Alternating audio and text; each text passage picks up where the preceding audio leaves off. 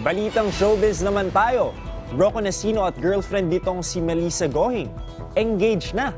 Ang kanilang sweet engagement story alamin natin dito sa Talk Biz. Proud na ipinost sa Instagram ni Rocco Nacino ang engagement photos nila ng kanyang girlfriend, ang volleyball na si Melissa Gohing, na may caption na I love you forever at Gohing Melissa.